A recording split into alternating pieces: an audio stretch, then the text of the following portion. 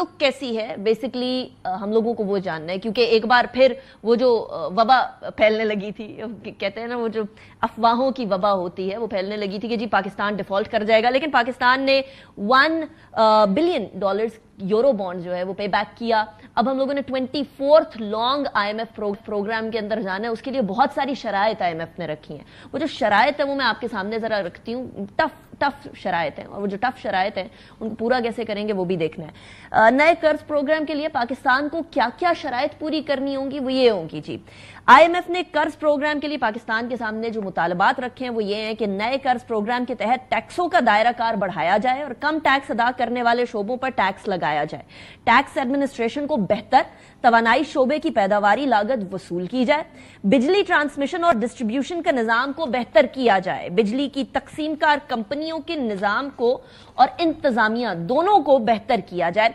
Forex market में शफाफियत लाई जाए। खसारे का शिकार सरकारी इदारे जितने भी हैं उनमें गवर्नेंस के निजाम को बेहतर किया जाए। 19 मार्च को आईएमएफ और पाकिस्तान के दरमियान स्टाफ लेवल मुआहिदा तय पा गया था।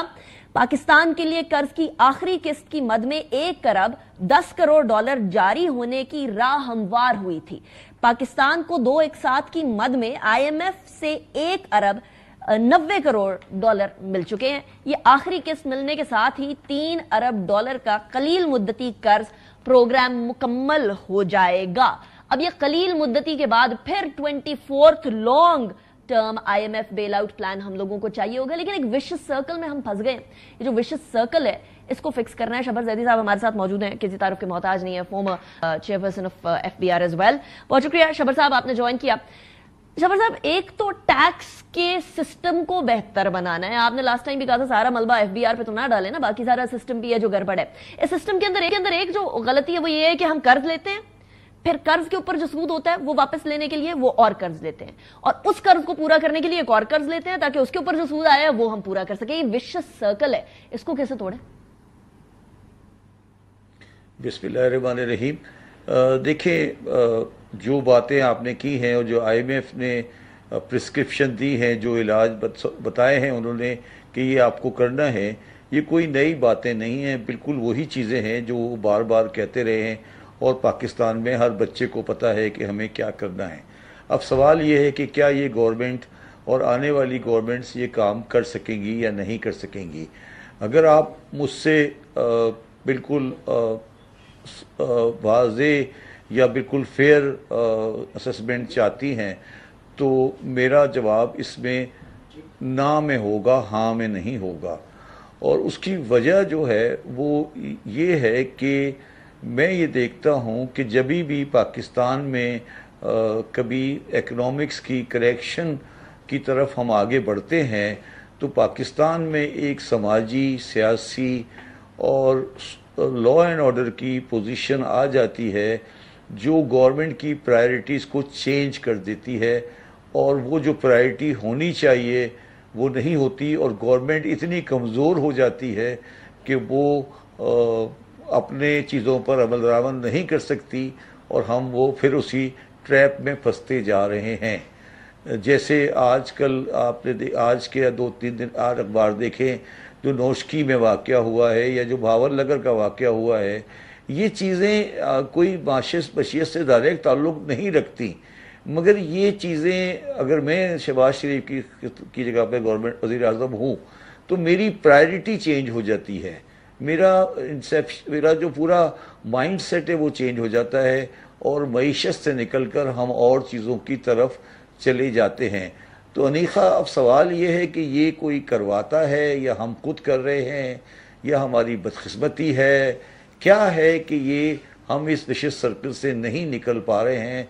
जहाँ तक आपने टैक्स का सवाल किया है, जो हमारा बुनियादी मसला है वो रिटेलर होलसेलर हैं, जिस पर हमें एक ऐसा मुहिम चलानी है जो कि एंटी रिटेलर एंटी होलसेलर होगा, और उसके लिए आपको बहुत मजबूत गवर्नमेंट चाहिए।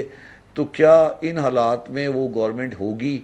तो ये सब चीज़ें आकर बुनियादी तौर पर हमें मायूसी की तरफ ले जाती हैं, मगर हमें मायूस नहीं होना चाहिए। ہمیں اسی ملک میں رہنا ہے اور اسی ملک کو صحیح کرنا ہے. رائٹ. لیکن شبر صاحب آپ نے فرمایا کہ بہت ساری ایسے انسیڈنٹس ہو جاتے ہیں کہ حکومت کی اٹینشن ڈائیورٹ ہو جاتی ہے. حکومت نے اسی لیے تو وزراء رکھے ہوتے ہیں, ڈفرنٹ وزراء کا کام ڈفرنٹ ہوتا ہے. جس طریقے سے ابھی اس ٹائم پر اورنگزیب صاحب واشنگٹن گئے, ہی از دا فائنانس منسٹر, ان کا کام ہے. یہ شہباز شریف صاحب نے تو اکانومی صحیح نہیں کرنی نا.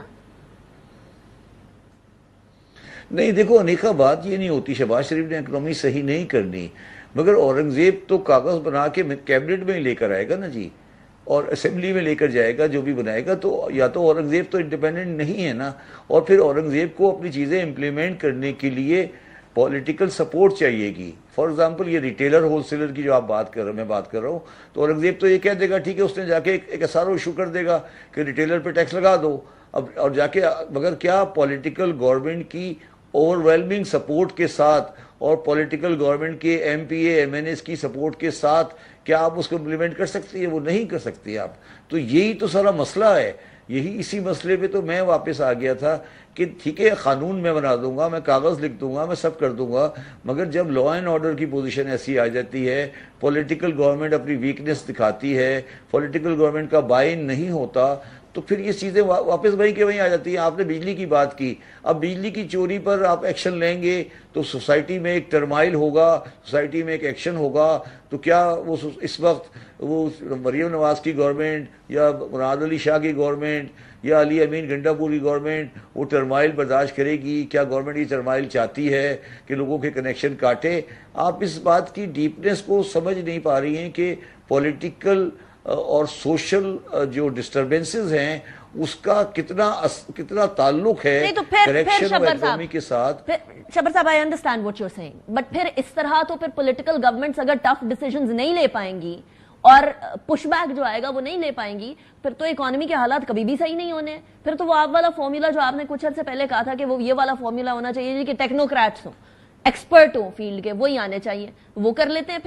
پھر تو یہ آپ کہہ رہے ہیں کہ پولیٹیکل پارٹیز لے ہی نہیں سکیں گے پش بیک, تو پھر کیا فائدہ؟ پھر تو امید ہی نہ رکھے نا.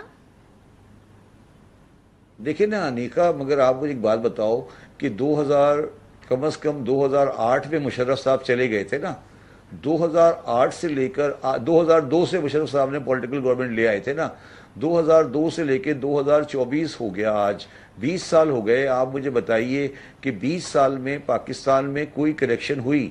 اور میں آپ کو آج ایک بڑی انٹرسٹنگ بات بتاتا ہوں. اگر آپ 2002 کے انڈیا کو 2002 کے پاکستان سے ملائیں تو تقریباً ہمارے تمام انڈیکیٹر انڈیا کے برابر تھے. ہماری تباہی 20 سال میں پھری ہے, آپ چاہیں تو چیک کر لیں اس کو. آپ کہہ رہے ہیں سیاست دانوں نے تباہی پھیری ہے؟